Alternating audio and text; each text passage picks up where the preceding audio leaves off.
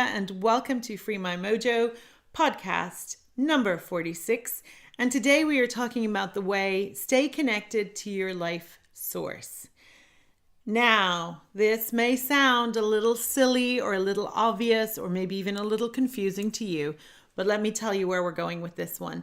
This one is really, really, really, really important because what this is basically saying is that you need to know the life source of your life. In other words, where your energy comes from, where your higher power is, where you feel best, how you function best. This is your life source, the things that give you life. Did you ever notice that cities are almost always built around or near water? There's a reason for that, isn't there? It wouldn't have been really smart to go ahead and put a city where there was no water. It wouldn't have made sense. So we are very much the same way as that. We need to connect to our life source. If for some reason we are so disconnected from our source, from the thing that gives us energy and sustenance, then what's going to happen? We're not going to function, and we're certainly not going to flourish. I had the experience recently of being at a funeral for a very, very brilliant 42-year-old man who was a minister, who was a writer, who was a leader, who was many things. And he wrote an incredible sermon, and it was about, are you living a flourishing life? Now, what beauty is there in the fact that for his funeral, this man, because he knew he was dying of cancer, was able to have the courage and the focus and the commitment to write a sermon that would be shared with people after he was gone. The courage of that, the clarity of that, the conviction of that, I personally was moved to tears. I didn't even know what he was going to say yet, and I was already crying. And so when I started, and I'm going to start crying now, I can tell. So when I started to listen and I started to hear the things that Graham had put in this, and I started to hear the beauty of what he was saying, was he was basically saying to us, I'm gone. I'm gone from here. But you're here. You have life. What are you going to do with this flourishing life? It's very, very much like what Mary Oliver says in her poetry. When Mary Oliver says to us, what are you going to do with this one wild and precious life? Ironically, she died in very close proximity to this other friend of mine. And you feel like the light goes out in the world when people like this pass on. But when they leave these thoughts with us, when they leave these questions with us, and they say to us, what are you connected to? What are you doing with this wild and precious life? How are you flourishing? What are you doing to flourish? This is such a powerful question. I am constantly taking photos of nature. If you don't follow me on Instagram or on Facebook or anything like that, you might not know this about me, but you probably would if you look through the book, because whenever I can, I've got something of nature in here. But I'm obsessed with how these little teeny tiny plants grow on these rock walls. I'm blown away by this. Just today, I saw this incredible flowering fern, and I was like, how did you get in this huge rock wall? And how did you get there? And how are you living? And what are you living on? And I'm blown away by this. It's kind of like when you hear stories of people who go into prison, and when they come out of the prison, they've got their whole story together. They know who they are. They know what they want to do, and they go forward. And you're like, somebody got stabbed in prison, and you went into prison and you came out with this. It's all about being connected. It's all about staying connected. We now know that for people who commit suicide, it is because they literally have disconnected, lost connection, don't feel a connection, don't feel connected to their loved ones, don't feel connected to their future, don't see it anymore. It is so important that you find ways in your life to connect to other life forms and to connect to life itself, to be connected to life. What does that mean for you?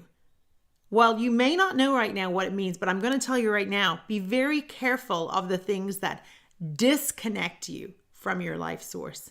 Be careful of the things that allow you to avoid life.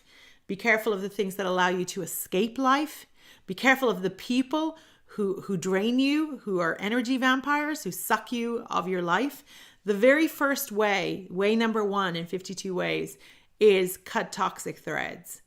And this is the opposite of cut toxic threads. This is like, okay, so the toxic thread got cut long ago, but now we're going to make sure that you have a lifeline.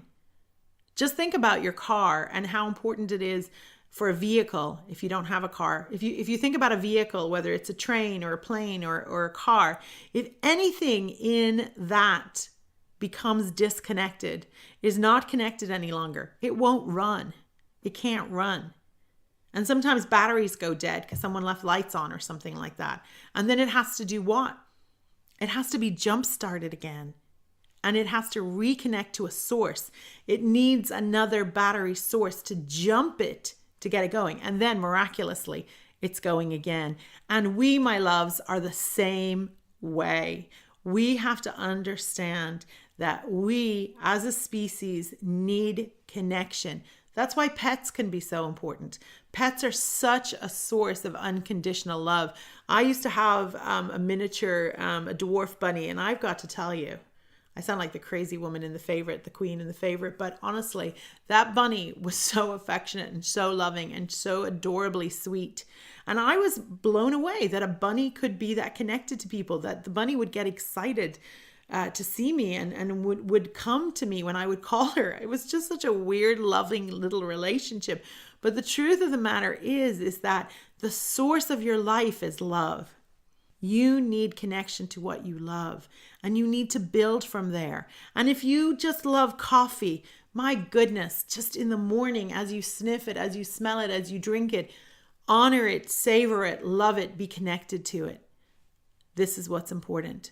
It doesn't matter what you love. It just matters that you stay connected, because through that love and through that connection, you can be connected to something much greater, because we are part of something much greater.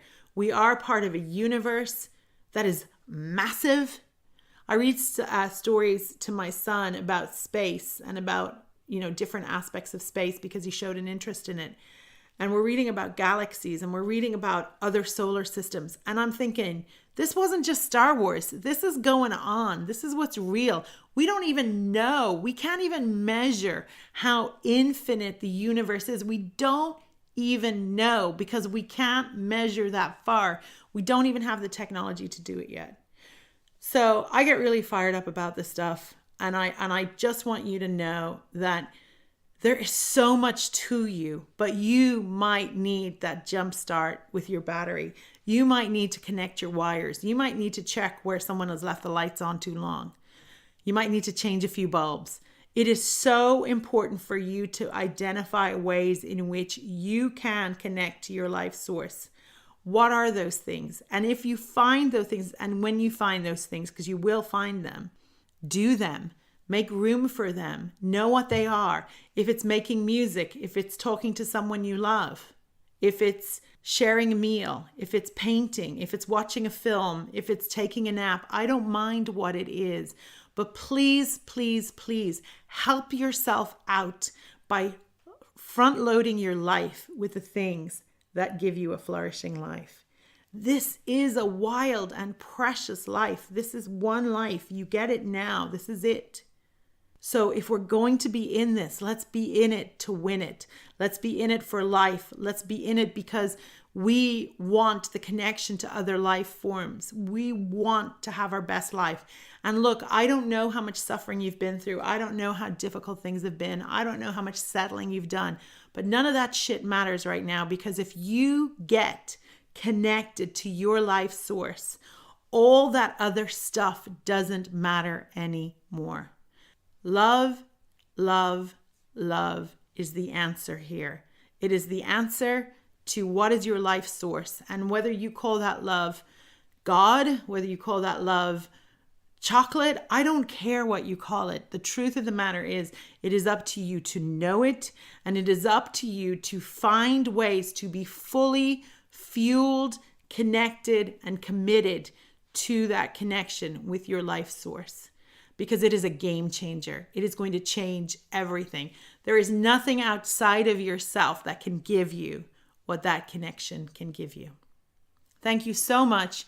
I strongly encourage you to explore yourself, explore our world, and find out what connects you, and then guard that and value that and treasure that. And you will also have a flourishing life. Thank you so much for joining us today.